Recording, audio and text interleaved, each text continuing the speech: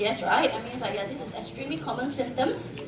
And that doesn't mean that you have ovarian cancer, but what I'm trying to tell you is that if you have persistent symptoms like that, extremely vague ones, do consider ovarian cancer as one of them. And if you have, you're probably not the age group that will get ovarian cancer, it's more of your older relatives, alright? So if they have such symptoms and they complain to you, ask them to go for a check, because it may not be a gastric problem, it may be something else.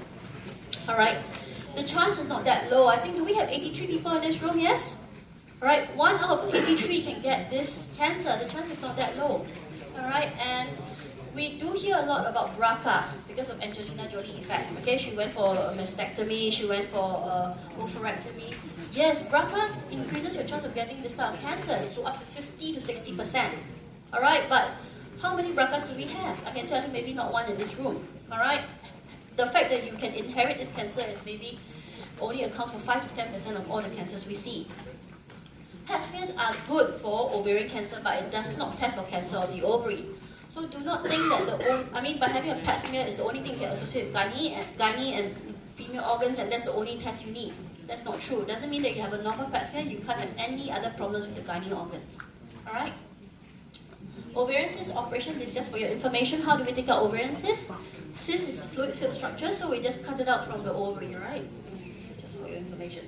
And I would like to repeat again that ovarian cancer symptoms are vague, but you need to think about it if you have symptoms that are frequent, persistent, and new. Alright, which means that if you have a relative complaining to you that, oh, my tummy is always bloated, I can't go peeing. Alright, and then you hear her nagging for about like 1 month, 2 months. Alright, you do need to tell her, could it be something else? Could it be, besides indigestion, could it be something bad that's happening? Do see a doctor for it, don't self-diagnose. Alright? Because a lot of my patients, they see me late. Why? Because they self-diagnose, they take antacids, you can buy over the counter, that's very simple. Yes, it will cure your problem for a short while, but next minute if the problem comes back again, you do need to consider something else.